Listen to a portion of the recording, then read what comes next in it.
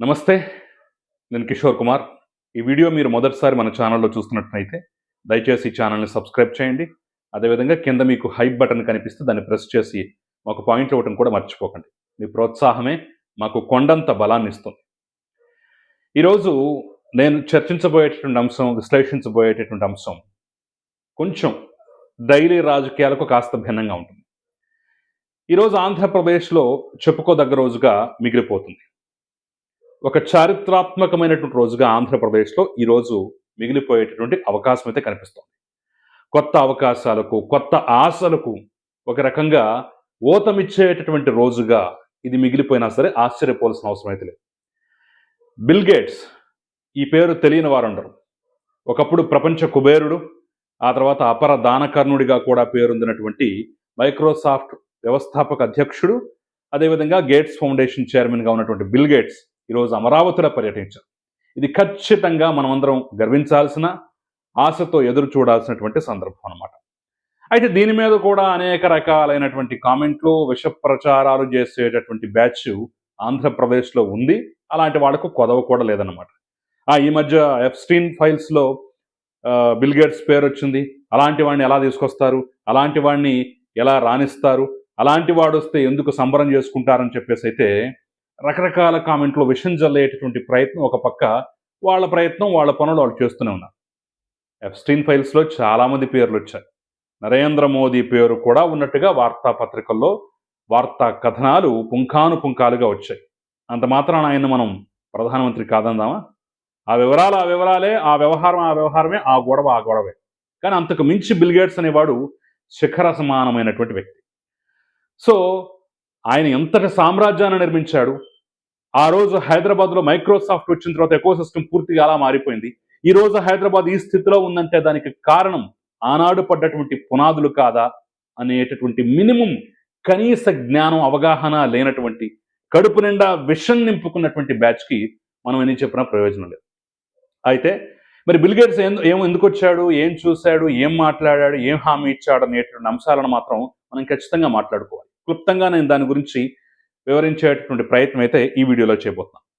So ఈరోజు ఉదయాన్నే గన్నవరం విమానాశ్రయంలో ప్రత్యేక విమానంలో, సొంత విమానంలో దిగినటువంటి బిల్ గేట్స్ని ఆంధ్రప్రదేశ్ మంత్రులు, అధికారులు సాదర స్వాగతం పలికారు.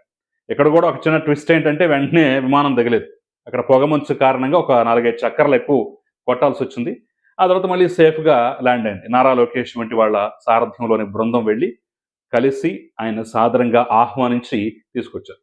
అరే, నారా లోకేష్ రాత్రే కదా కొలంబోలో ఇండియా పాకిస్తాన్ క్రికెట్ మ్యాచ్ చూస్తూ ఉన్నాడు, సడన్గా ఎప్పుడు వచ్చాడు అని చెప్పేసి అందరం ఒక రకంగా ఆశ్చర్యపోయారు. సరే, నేనేదో ఒక 2-3 గంటలు రెస్ట్ తీసుకొని టక్కన వచ్చేసానని చెప్పేసి ఆ తర్వాత ఆయన ట్వీట్ చేశాడు. సరే, ఆ అంశం కాసేపు పక్కన పెట్టినట్టయితే, ఒక చారిత్రాత్మకమైనటువంటి దినంగా ఎందుకు చెప్పుకోవాలి, చారిత్రాత్మకమైనటువంటి రోజుగా ఎందుకు చెప్పుకోవాలి అని చెప్పేసి నేను మాట్లాడుతున్నానంటే, ఒకప్పుడు హైదరాబాద్లో మొట్టమొదటిసారి బిల్ గేట్స్ అడుగు పెట్టినప్పుడు అప్పుడు ముఖ్యమంత్రి చంద్రబాబు నాయుడు. ఇప్పుడు ఆంధ్రప్రదేశ్లో ఈరోజు అమరావతిలో అడుగుపెట్టిన సందర్భంలో కూడా ముఖ్యమంత్రి చంద్రబాబు నాయుడు. వాళ్ళిద్దరి మధ్య ఉన్నటువంటి స్నేహం, బాంధవ్యం అనేది చాలా క్లియర్గా అర్థమవుతుంది. సో 2014-19 మధ్య ముఖ్యమంత్రిగా ఉన్నప్పుడు కూడా బిల్ గేట్స్ వచ్చాడు. అప్పుడు బహుశా విశాఖ వచ్చినట్టున్నారు. సో ఆ రోజు కూడా హైదరాబాద్లో అడుగుపెట్టినటువంటి బిల్ గేట్స్ని మొట్టమొదటిగా సెక్రటేరియట్కి తీసుకెళ్లాడు చంద్రబాబు నాయుడు. ఈ రోజు కూడా సెక్రటేరియట్కి తీసుకొచ్చాడు చంద్రబాబు నాయుడు. తీసుకొచ్చిన తర్వాత రియల్ టైమ్ గవర్నెన్స్ సెంటర్కి తీసుకువెళ్ళి అక్కడ ఏపీలో చేస్తున్నటువంటి కార్యక్రమాలు ఏంటి, తమ ప్రభుత్వం ఎలా పరిపాలిస్తోంది, టెక్నాలజీని ఎలా వినియోగించుకుంటున్నారు అనేటటువంటి అంశాలు మొత్తాన్ని కూలంకషంగా వివరించేటువంటి ప్రయత్నం చేశారు. నేను కొన్ని వివరాలు అయితే మీకు చెప్తాను.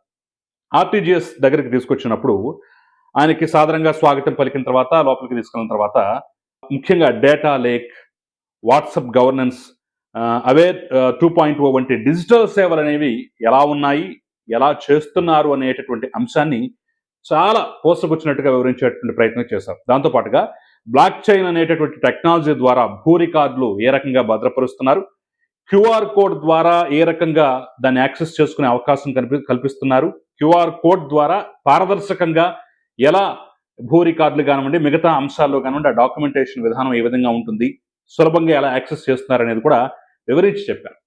ఖచ్చితంగా ఇది ఆయన్ని ఆకట్టుకుంది, ఆశ్చర్యపరిచింది అనే అంశం అయితే చాలా చాలా క్లియర్గా అర్థమవుతుంది. ముఖ్యంగా చిత్తూరు జిల్లాలో అమలు చేస్తున్నటువంటి సంజీవని హెల్త్ ప్రాజెక్ట్ గురించి కూడా ఒక చిన్న ప్రజెంటేషన్ ఇచ్చారు. ఇక ఈ సంజీవని హెల్త్ ప్రాజెక్ట్ అనేది ఎందుకు కీలకం, ఎందుకు నొక్కి చెప్పుకోవాలంటే ఈ ప్రాజెక్టుని అమలు చేస్తోంది గేట్స్ ఫౌండేషన్. ఎస్, ఇది కుప్పంలో చంద్రబాబు నాయుడు సొంత నియోజకవర్గంలో ఈ సంజీవని హెల్త్ ప్రాజెక్ట్ అనే దాన్ని వాళ్ళు అమలు చేస్తున్నారు. అంటే పేదలకి తక్కువ ధరకు లేదంటే ఉచితంగా హెల్త్ చెకప్స్ చేయటం, ఆ పరీక్షల్ని చాలా తక్కువ ధరకు నిర్వహించడం, లేదంటే కొంతమందికి ఉచితంగా చేయటం, ఆ ఫలితాలను కూడా రికార్డ్ చేయటం, అంటే డిజిటల్ ప్రక్రియ ద్వారా రికార్డ్ చేయటం, ఆ డిజిటల్ ప్రక్రియ ద్వారా రికార్డులు మెయింటైన్ చేయడం అనేది ఈ ప్రాజెక్ట్లో ప్రధానమైనటువంటి అంశం. హెల్త్ రికార్డుల డిజిటలైజేషన్ అని చెప్పేసి చెప్పుకోవచ్చు అనమాట. అంటే ప్రతి ఒక్క వ్యక్తికి, ప్రతి పౌరుడికి ఒక హెల్త్ డేటా ఉంటుంది, ఒక హెల్త్ ప్రొఫైల్ ఉంటుంది అనేటటువంటి భావన ఇందులో కలుగుతుంది. సో దీని ద్వారా అందరికీ వాళ్ళ హెల్త్ ప్రొఫైల్ చాలా ఈజీగా డాక్టర్లు యాక్సెస్ చేసుకోవడం కానివ్వండి, దానికి తగ్గట్టుగా వీళ్ళ పాత రికార్డులు కూడా చెక్ చేసుకొని దానికి తగ్గట్టుగా వైద్య సేవలు అందించడం, ముఖ్యంగా డయాగ్నోస్టిక్ సేవల్ని చాలా తక్కువ ధరకి అందించేటటువంటి కార్యక్రమం, లేదంటే ఉచితంగా చేసేటటువంటి కార్యక్రమం, మరీ పేదలుంటే దానికి ఈ సంజీవని హెల్త్ ప్రాజెక్ట్ అనేది బాగా ఉపయోగపడుతుంది.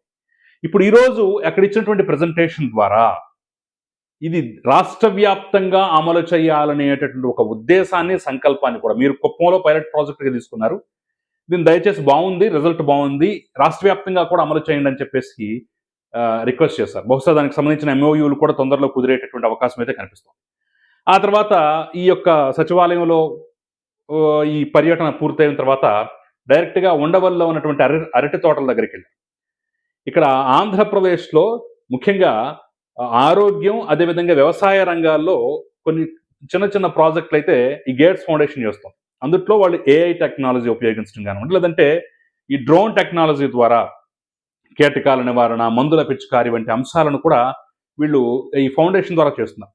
మీరు చేసేటటువంటి కార్యక్రమాలు ఆంధ్రప్రదేశ్లో ఎలా అమలవుతున్నాయో చూడండి అని చెప్పేసి అరటి తోటల్లో డ్రోన్ ఎగరేసి మరి అక్కడ ఒక ప్రజెంటేషన్ లాగా, ఇదిగో ఈ రకంగా మేము ఈ టెక్నాలజీ ఉపయోగించుకుంటున్నాం, ఈ రకంగా మేము కీటకాల నివారణ చేస్తున్నాం, ఈ రకంగా పురుగుల మందుల పిచికారీ చేస్తున్నాం అని చెప్పేసి ఒక ప్రజెంటేషన్ ఇచ్చారు. ఇది కూడా గేట్స్ని బాగా ఆకట్టుకున్నట్టుగైతే తెలుస్తుంది.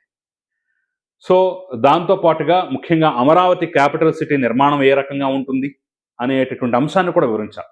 ఇందులో బిల్ గేట్స్కి బాగా నచ్చినటువంటి అంశం ఏంటి అనేది ఈ వార్తాపత్రికలు కానీ లేదంటే సామాజిక మాధ్యమాల్లో వచ్చినటువంటి అంశాలు బట్టి చూసినట్టయితే, అమరావతి కాన్సెప్ట్ ముఖ్యంగా 30% బ్లూ అండ్ గ్రీన్, పచ్చదనం, పరిశుభ్రత అనేటటువంటి అంశం నుంచి మొదలుపెట్టినటువంటి చంద్రబాబు ఈరోజు పచ్చదనం యొక్క ఆవశ్యకతను అమరావతిలో ప్రవేశపెట్టడం ద్వారా ముఖ్యంగా 30% బ్లూ అండ్ గ్రీన్ అన్నట్టుగా, గ్రీన్ అండ్ బ్లూ అన్నట్టుగా అక్కడ అమరావతి మాస్టర్ ప్లాన్లో పెట్టి మరి నిర్మాణం చేస్తున్నటువంటి తీరు బిల్ గేట్స్ని చాలా ఆకర్షించిందని కూడా చెప్తుంటారు. సో ఈ టెక్నాలజీ ద్వారా పవర్ సేవర్, వాట్సాప్ గవర్నెన్స్ వంటివి చాలా మంచిగా అమలు కావటాన్ని మెచ్చుకున్నట్టుగా, బ్లాక్ చైన్ ద్వారా భూ రికార్డుల భద్రత, క్యూఆర్ కోడ్ పారదర్శకత వంటివి కూడా మెచ్చుకున్నట్టుగా, ముఖ్యంగా డిజిటల్ రూపంలో పన్నుల వసూళ్లు, సంస్కరణలు, Sanjeevani health project, AI health care profiling కూడా బాగుంది, బాగా అమలవుతోంది. అన్నిటికీ మించి అమరావతి కాన్సెప్ట్ కూడా చాలా బాగుంది అని చెప్పేసి అయితే మెచ్చుకున్నారు. అన్నిటికీ మించి ఆర్టీజీఎస్ ద్వారా ఏపీలో digital governance, real time governance అనేటటువంటి కాన్సెప్ట్ను కూడా బిల్ గేట్స్ మెచ్చుకున్నట్టుగా తెలుస్తుంది. ఇక దీని ద్వారా ఇచ్చేటటువంటి, మరి వచ్చాడు, చూశాడు, మెచ్చుకున్నాడు, బాగుందన్నాడు, ఇన్ని అంశాలు వీళ్ళు ప్రజెంట్ చేశారు కదా, మరి దీని ద్వారా వచ్చే ప్రయోజనం ఏంటి అంటే, బిల్ గేట్స్ యొక్క ప్రతి కదలికని ప్రపంచంలో ఉన్నటువంటి అనేక మంది పారిశ్రామికవేత్తలు, వ్యాపారవేత్తలు, ఇన్వెస్టర్స్ నిశ్చితంగా గమనిస్తుంటారు. ఈయన ఎక్కడికి వెళ్తున్నాడు, ఏం చేస్తున్నాడు, దేని మీద ఆసక్తి కనబరుస్తున్నాడు, దేని గురించి మాట్లాడుతున్నాడు అనేదైతే అందరూ ఆసక్తిగా చూస్తూ ఉంటారు. దాని ద్వారా బిల్ గేట్స్ వంటి వాడు ప్రపంచ స్థాయిలో ఒకప్పుడు కుబేరుడిగా వెలుగొందినటువంటి వాడు ఆంధ్రప్రదేశ్ వచ్చి వీటన్నిటిని చూసి ఇక్కడ కొత్త పెట్టుబడులు తీసుకురావడం, కొన్ని కొత్త ప్రాజెక్టులు చేపట్టడం అంటే ఇది ఖచ్చితంగా ఒక ఎకో సిస్టమ్ నిర్మాణం అన్నమాట. దీన్ని చూసి ఖచ్చితంగా రేపటి రోజున అనేక మంది పారిశ్రామికవేత్తలు, విదేశీ పెట్టుబడిదారులు కూడా ఆంధ్రప్రదేశ్కి వచ్చే అవకాశం ఉంది. ఆంధ్రప్రదేశ్ సులభంగా ఆకర్షించే అవకాశం ఉంది, గేట్స్ పర్యటనని ఆసరాగా చేసుకుని, బేస్ చేసుకొని. రేపటి రోజున ఇక్కడ బాగుందంటే ఏమైనా నలుగురు చెప్తాడు. ఏదైనా ప్రపంచ వేదిక మీద అమరావతికి వెళ్ళాను, అక్కడ ఇలా డెవలప్ చేస్తున్నారు, ఇలా చేస్తున్నారు, వాళ్ళ పాలన ఇలా ఉందని చెప్పేసి ఓ 4 మాటలు మాట్లాడారంటే అది ప్రపంచవ్యాప్తంగా వైరల్ అవుతుంది. 4 పెట్టుబడులు రావడానికి, 4 ప్రాజెక్టులు రావడానికి కూడా ఓతమిచ్చేటటువంటి అవకాశం ఉంటుంది. ఎందుకంటే ఆ రోజు మైక్రోసాఫ్ట్ వచ్చిన తర్వాత దశ దిశ ఏ రకంగా తిరిగిపోయిందో మనం చూసాం, మన కళ్ళతో మనం చూసాం. దాంతోపాటుగా ఆయన సొంత ప్రాజెక్టులు ఇప్పటికే ఆరోగ్యం, వ్యవసాయంలో చేపడుతున్నటువంటి ప్రాజెక్టులు రాష్ట్ర వ్యాప్తంగా విస్తృతపరచడం, ముఖ్యంగా విద్యలో కూడా ఈసారి సో డిజిటల్ మాధ్యమాల ద్వారా, డిజిటల్ క్లాసెస్ ఏర్పాటు చేయడం ద్వారా, ఇంకా కొత్త రకమైన సంస్కరణల ద్వారా విద్యా రంగాన్ని కూడా అభివృద్ధి చేయడానికి బిల్ గేట్స్ ఆసక్తి చూపిస్తున్నారు. సో ఇప్పటికీ ఆరోగ్యం, వ్యవసాయమే కాక విద్యా రంగంలో కూడా ఆయన ప్రాజెక్టులని, ఆయన పెట్టుబడుల్ని ఆకర్షించేటటువంటి ప్రయత్నం అయితే చేయబోతుంది. ఈ నెక్స్ట్ టార్గెట్ అదే. ఈ అమరావతి పర్యటన యొక్క ముఖ్య ఉద్దేశం, టార్గెట్ కూడా అదే. అందుకని నారా లోకేష్ బహుశా ఆ కారణం వల్లనే స్వయంగా ఆయనే వెళ్ళి మరి ఆహ్వానం పలికి మరీ తీసుకొచ్చారు. కోర్స్ సెక్రటేరియట్కి వచ్చిన తర్వాత ఉప ముఖ్యమంత్రి, మిగతా మంత్రులు, మంత్రివర్గం కూడా అక్కడ ఉందన్నమాట.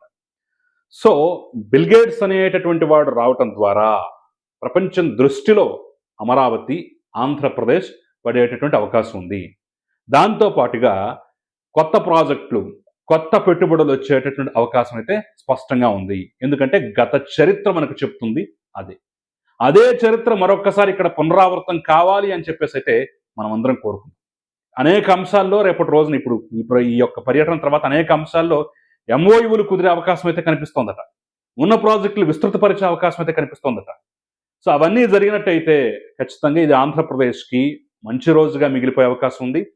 ఆంధ్రప్రదేశ్కి మేలు చేసేటటువంటి రోజుగా మిగిలిపోయే ఛాన్స్ అయితే చాలా స్పష్టంగా కనిపిస్తుంది. సో మరి దీని మీద విషయం కక్కేవాళ్ళు అలా కక్కుతుంటారు.